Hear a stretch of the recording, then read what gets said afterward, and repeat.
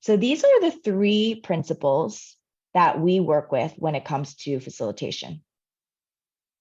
So let's take a look at each of these. Firstly, creating space rather than taking space, and not taking enough time to perhaps address that question within the context. And you're actually creating that space for discussion rather than shutting them down. And that's something that we're going to talk about even more in this next principle, which is include versus exclude.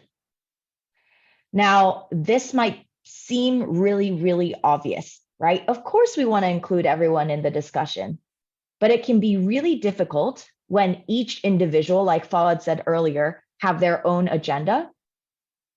Lastly, and this is such an important skill as a facilitator, and I would say this is probably the most challenging, but the idea of synthesis is so important as a facilitator.